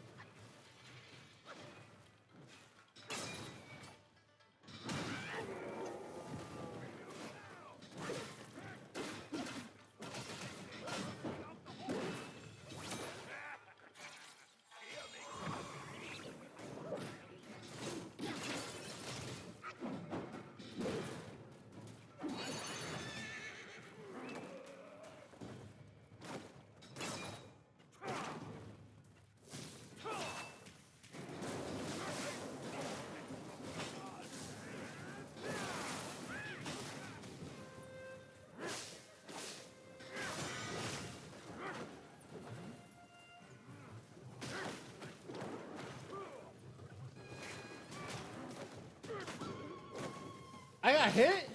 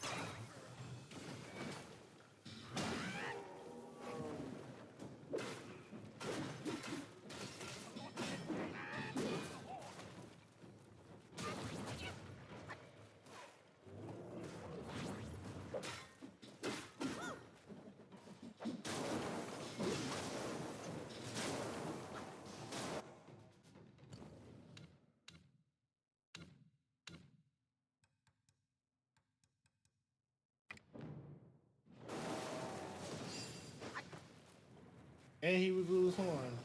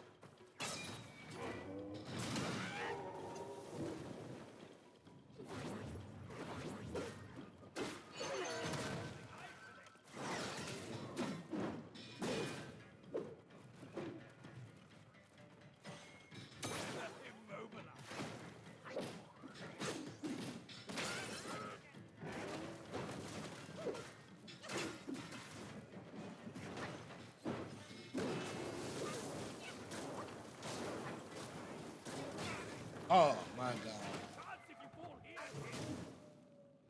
You was at the last one. You was at the last piece. The last piece right there. Oh my god.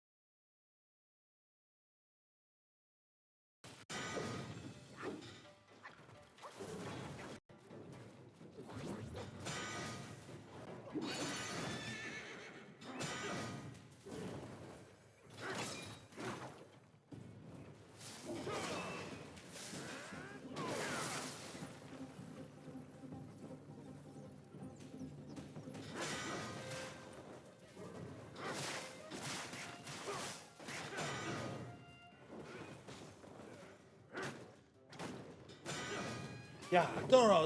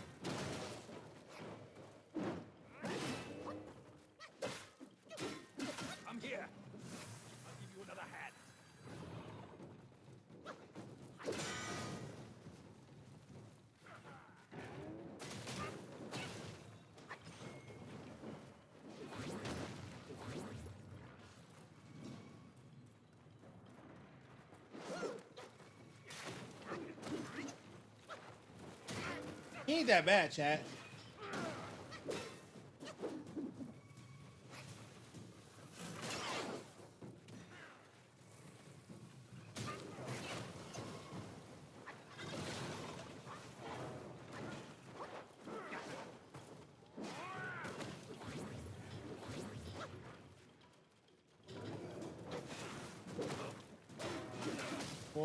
Poor death by a mere untamed animal.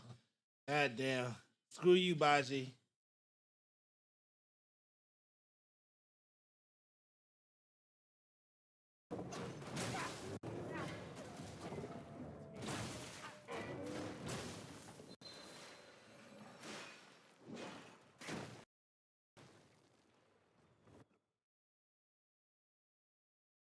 That was a waste.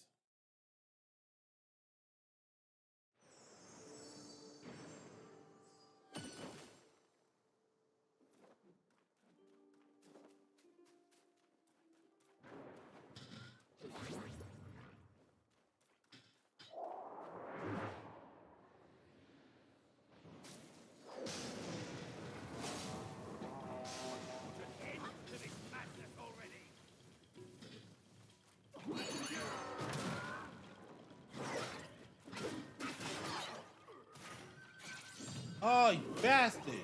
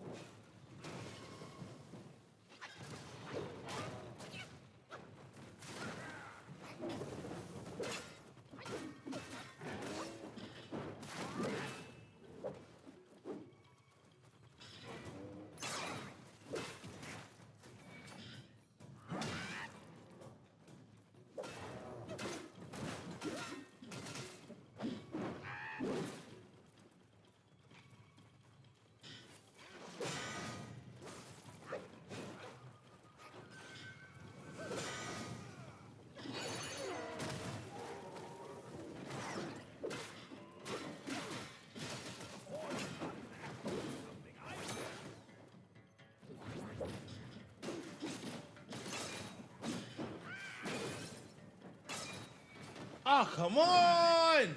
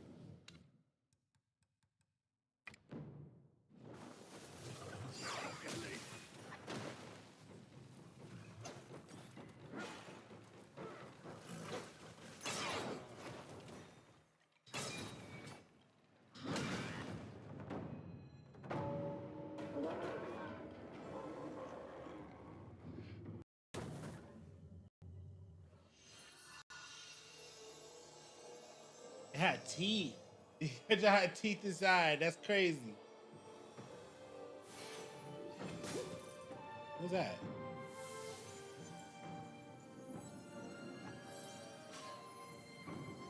Oh, it's gold armor.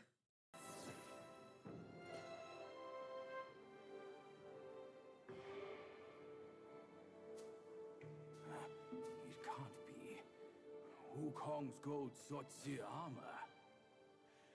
That monkey was full of surprises, just like me. He had his way to linger on, and his belongings, too. They're set on killing those mongrels of a court. But we've got to snatch them first, or these scum will take them. I'll go find the other ones. Keep up with me.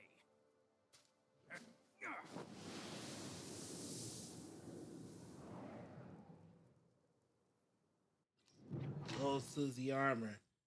Splendid. Splendid. Who's saying all this?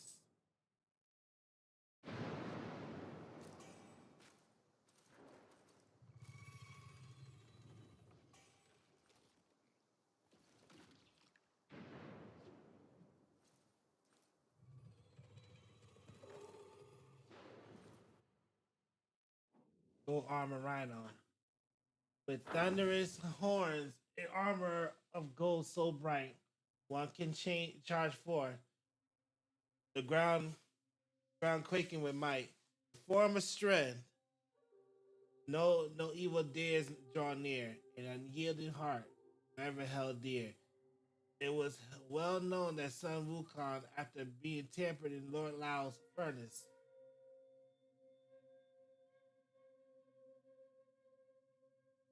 acquired a heart of gold, lungs of silver, a head of copper, and an iron body. Yet, what many might not realize is that even his seemingly invulnerable body still could feel pain when injured.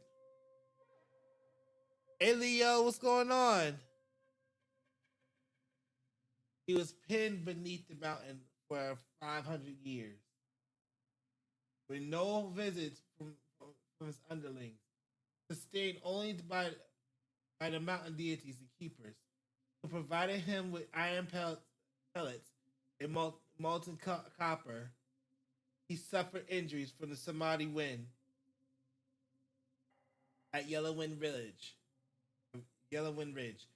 was trapped in the transforming gourd of the gold and silver horn brothers at Flat Top Mountain.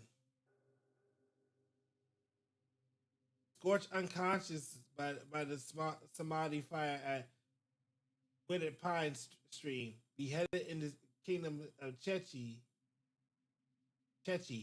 stung on the head by the scorpion guard, and he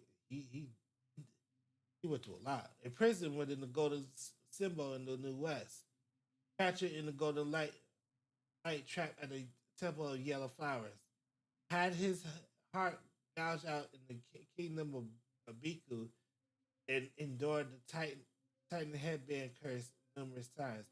Each instant squeezing his head until it almost resembled a gourd. Through bodily harm and mental torment, only he could guide the rest of the journey to the foot of Mount Lingshan. If the golden armor rhino was truly transformed from the great sage's armor, as they say, it indeed mirrored the great sage's indomitable spirit. Never yield to defeat. Even if his horn was shattered, it never lost the resolve and charge into the battle. Transformed, standing resolute and ready to fight anew. How you doing, Leo?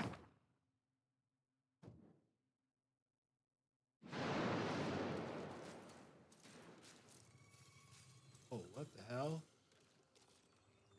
Damn it, we got another one. Where'd it go? Where'd it go? Oh, it's over there. Let me heal. Let me save up.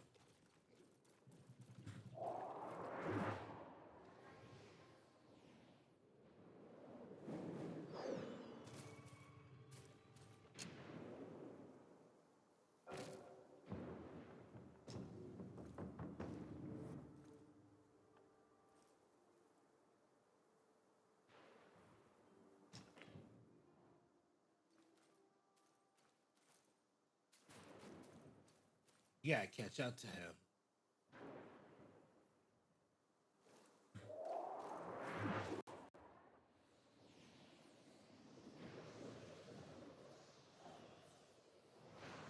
It was right over there.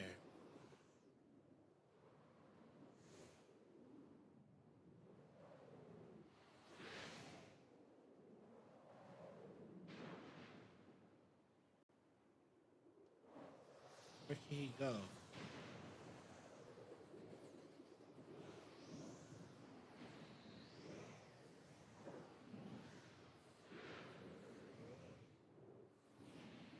I like it over there.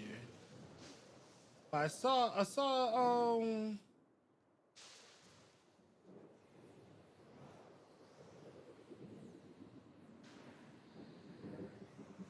a giant insect.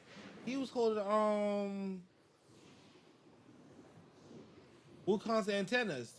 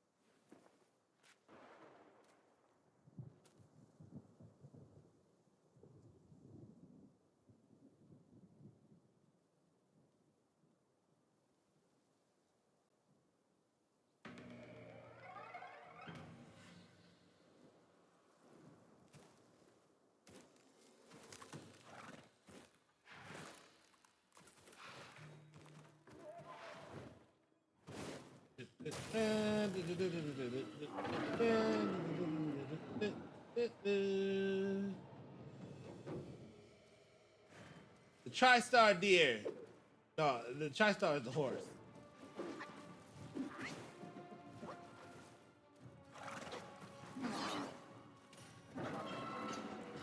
Yeah, I missed him off.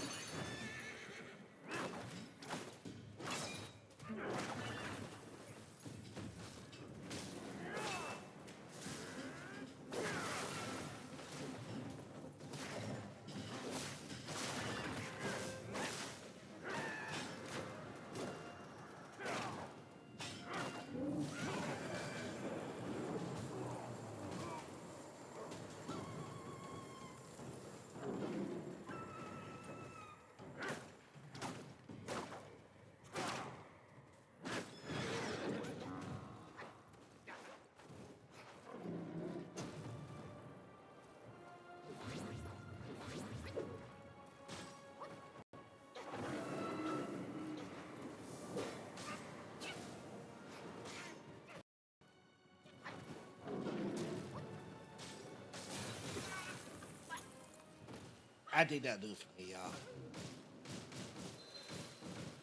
Yeah, I think I'm gonna do that. That'll do it for me. So it looks like we had to get all of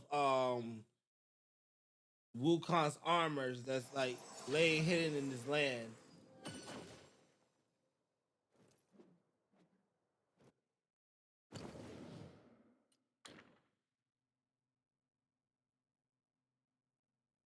Yep.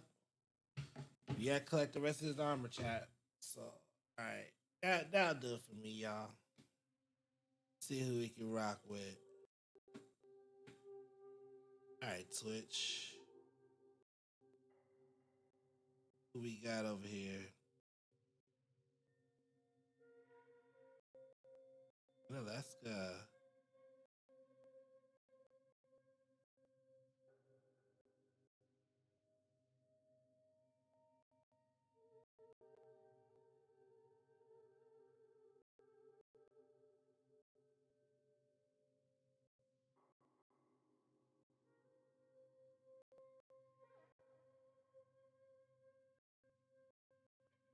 Jose or Hector Camacho.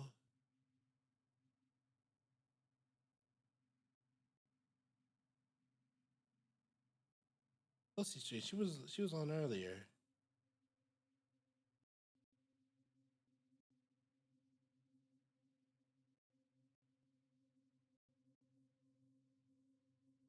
Right, we can hit up so on Twitch. We can hit up Boogie. She's Boogie. And on Kick, we can hit up.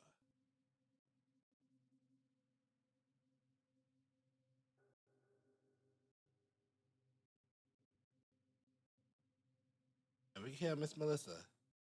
She play Apex. All right, so chat, that'll do it for me. Let me get up out here because I am dead tired. I know what it is. It's your boy Guessman signing off. Take care. Dream big, go hard. You know what it is. God bless.